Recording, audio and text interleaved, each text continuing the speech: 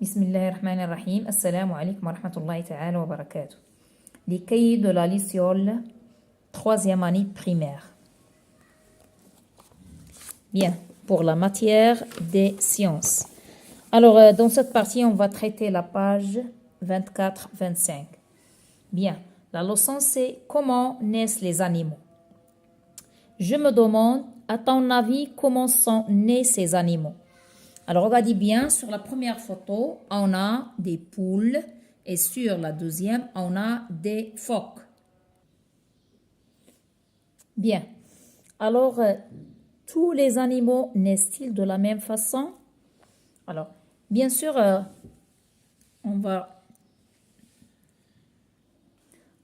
distinguer entre ces deux animaux. Alors, observez bien l'image 1.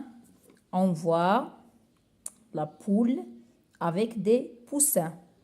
Et sur la deuxième, on a le phoque et son petit. Bien.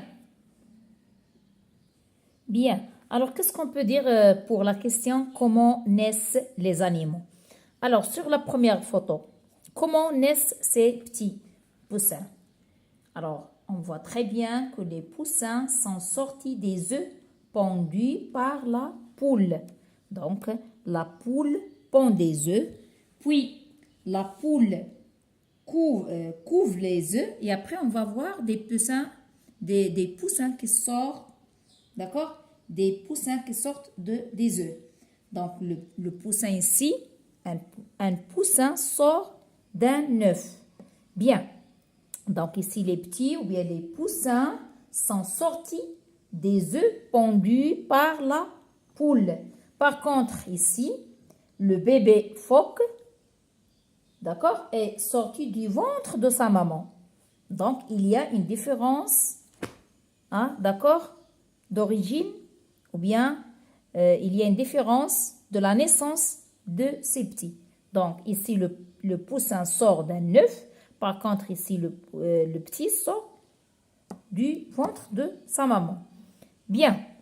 Alors, on va passer à la deuxième question. Lis le texte puis complète les phrases. Alors, comme vous le voyez ici, pour la plupart des animaux, il faut un mâle et une femelle pour qu'il aille des petits. Alors, pour qu'il y aille des petits. Par exemple, un chien et une chienne peuvent avoir ensemble des chiots.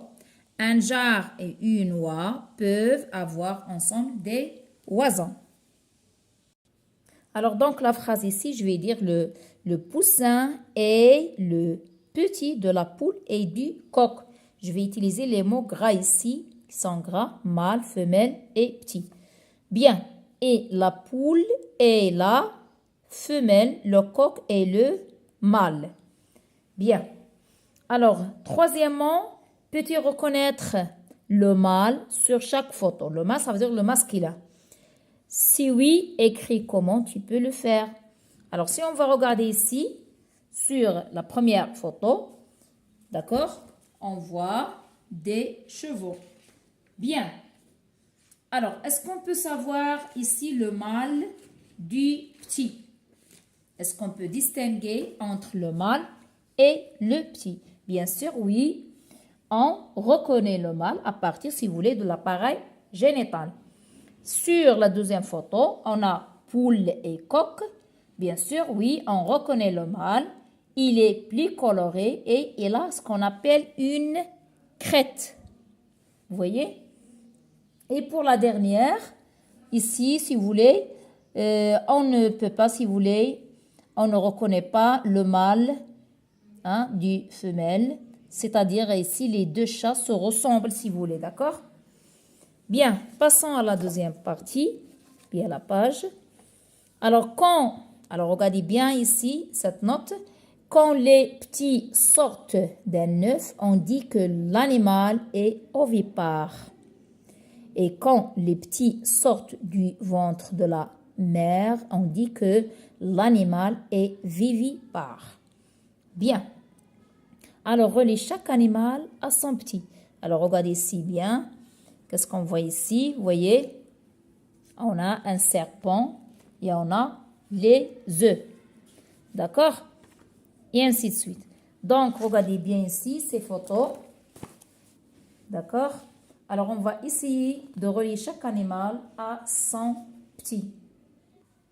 Et voilà, si vous voulez, on voit ici le petit.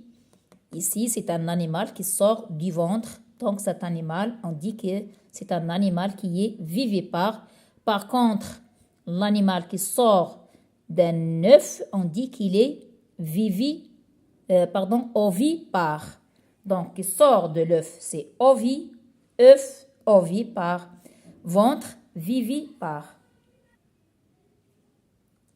Et voilà ici la réponse, si vous voulez, petit, femelle, mâle.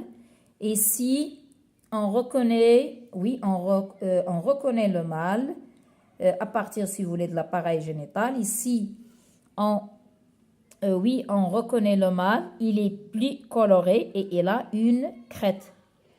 Et ici, non, on ne reconnaît pas le mâle car les deux chats se ressemblent. Et après, vous avez... Ici, on va relier chaque petit, ou plutôt chaque animal à son petit, comme vous le voyez. D'accord? Et voilà une petite conclusion qu'on peut tirer, c'est que chez les animaux, le plus souvent, il faut un mâle et une femelle pour donner naissance à des petits. Si le bébé sort du ventre de la mère, on dit que l'animal est vivipare. Donc, il est vivipare quand il sort du ventre. Et on dit qu'il est, si le bébé sort de l'œuf, s'il sort de l'œuf, on dit que l'animal est ovipare. Voilà les exercices de la page 24-25 des sciences pour CE2, c'est-à-dire 3e année primaire pour la matière des sciences.